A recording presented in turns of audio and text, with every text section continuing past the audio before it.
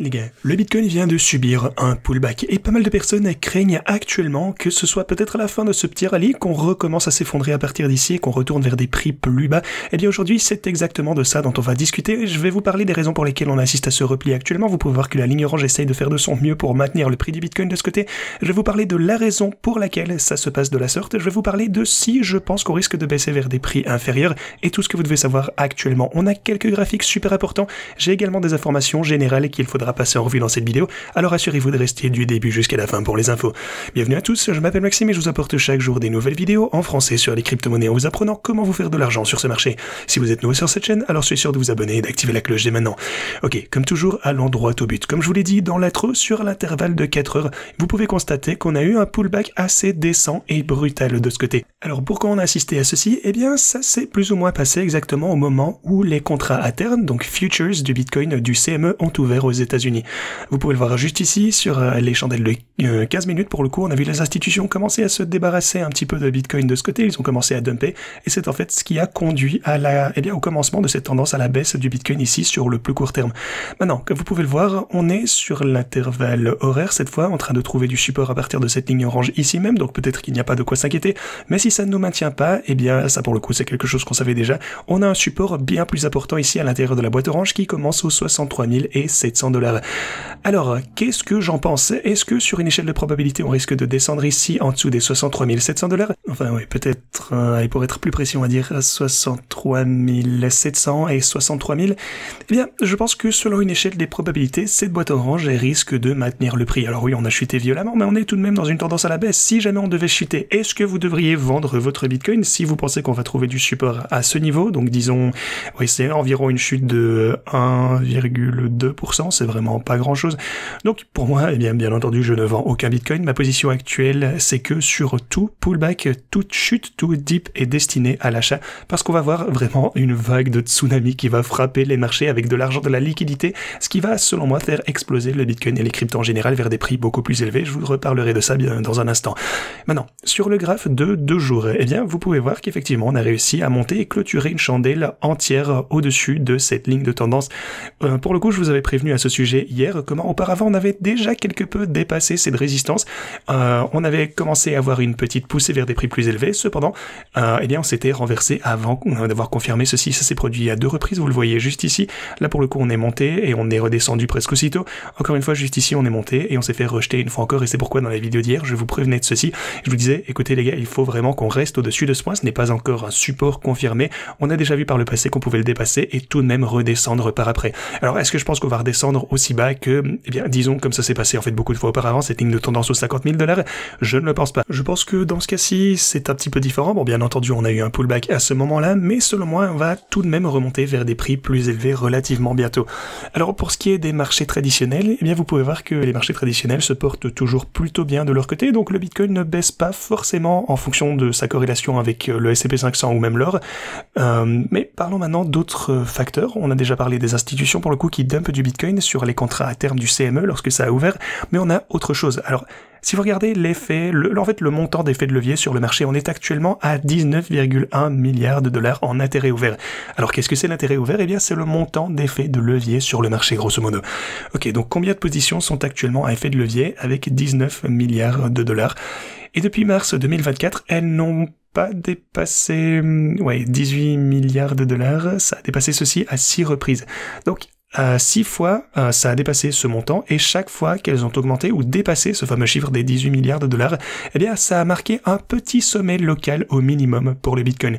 Vous avez le prix du Bitcoin ici en mauve, vous avez l'intérêt ouvert en jaune de ce côté, vous pouvez le voir très clairement.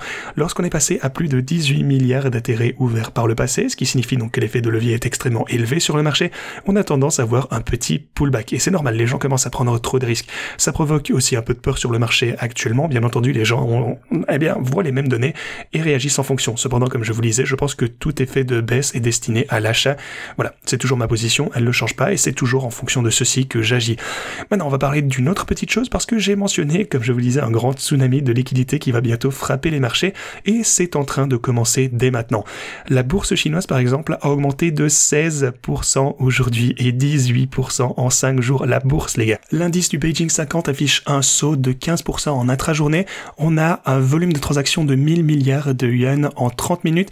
On a des plateformes qui sont ouvertes toute la journée et 7 jours sur 7 pour le retail. Le ministère du Commerce affirme qu'il améliorera l'efficacité de sa politique et on a des marchés qui s'effondrent en raison d'un trafic trop élevé. On a vraiment l'impression de se retrouver en 2020 une fois encore. Voilà, comme je vous le disais, la liquidité frappe sur le marché. Ça commence avec la Chine et ça va continuer avec le reste du monde. C'est pour ça que je vous dis que même si vous voyez des choses peut-être bancales un peu au court terme, des fois le prix du Bitcoin va rechuter. De toute façon, rien ne monte jamais en ligne droite. Ce n'est de toute façon qu'une question de temps avant qu'on ne recommence à monter en raison de cette énorme vague de liquidité. Rien ne peut arrêter le tsunami d'argent qui arrive sur les marchés. Voilà, tout ça c'est absolument formidable. Et d'ailleurs, si vous regardez un petit peu la situation actuelle des altcoins, vous pouvez voir qu'il y a encore d'énormes quantités de déblocage qui doivent se produire dans les quelques mois à venir.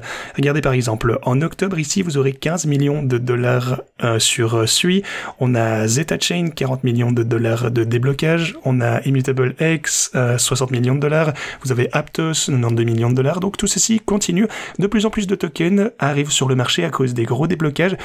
Alors, étant donné qu'on n'est pas vraiment dans la partie la plus importante du marché haussier, on est dans un marché haussier, attention ne vous y méprenez pas, mais on est au début de la dernière grosse vague d'explosion, j'ai envie de dire, et je pense que ces altcoins, eh bien, même s'ils sont de qualité, si vous n'avez pas d'acheteurs, eh bien, ça va affecter le prix à la baisse, vous ne pouvez rien y faire. Donc avec les altcoins, il faut toujours être prudent, on n'est pas dans la phase où, de toute façon, peu importe la qualité du projet, ça va exploser à la hausse. Donc évidemment, on va avoir cette phase du marché, ne vous en faites pas, mais pour l'instant, il faut encore être un petit peu plus sélectif avec les altcoins que vous allez choisir. Mais ça, de toute façon, ça fait des mois que je vous le dis, je vais vous en reparler davantage, on va refaire plus de contenu sur la chaîne, maintenant que les altcoins redeviennent de plus en plus intéressants, donc j'espère que vous avez hâte de voir tout ceci.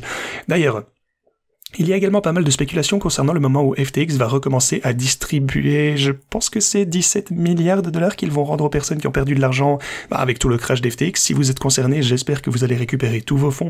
En ce moment, on a la confirmation que le 7 octobre, eh bien, il y aura cette audience finale au tribunal sur le plan de réorganisation. Donc cet argent arrive une fois encore. Après ça, il pourrait potentiellement recommencer à envoyer de l'argent aux petits investisseurs, jusqu'à 50 000 dollars pour les premières réclamations.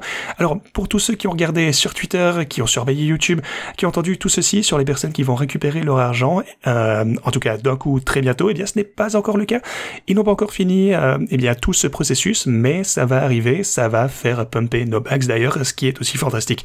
Maintenant, une autre raison pour laquelle on voit un petit peu de scepticisme potentiellement qui revient sur le marché pendant un petit moment, eh bien c'est que l'indice de Fear and Greed s'est actuellement repassé dans le mode greed. Beaucoup de personnes sont cupides actuellement, beaucoup de personnes sont trop bullish peut-être au court terme au sujet du Bitcoin. Et ce que j'aurais envie de dire à ce sujet, c'est la même chose que ce que je vous dis depuis le début. On va avoir des grosses quantités de liquidités qui vont arriver. Ne vous inquiétez pas trop de l'action de prix au court terme ici. Le plus important, le meilleur moyen de gagner à tous les coups, c'est d'être pour le long terme. Vous voyez que cette chandelle actuelle est en train de chuter, on rencontre à nouveau ma ligne orange. Peut-être qu'on va descendre au sein de la boîte orange, j'en sais rien. Je pense qu'il y a de bonnes chances de toute façon qu'on se fasse supporter aux alentours de ce niveau.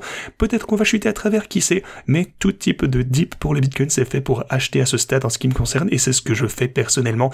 Comme toujours les gars, on verra si ce sera rentable ou non. Si ça s'avérera rentable, eh bien ce qui je pense va se produire, vous le verrez sur la chaîne, et même si ça n'arrive pas, vous le verrez aussi. D'ailleurs, si vous voulez obtenir les meilleurs bonus de dépôt disponibles, vous avez tous les liens pour ce faire en description. Vous aurez jusque 60 000 dollars de ce côté sur OKX et jusque 40 000 sur Bitget avec ce lien. N'hésitez pas à profiter de tout ceci aussi. Vous avez Evo, vous aurez un trade gratuit de 300 dollars en utilisant le lien que vous avez de ce côté, donc n'hésitez pas à profiter de toutes ces offres. Ceci dit, merci beaucoup d'avoir regardé et à la prochaine.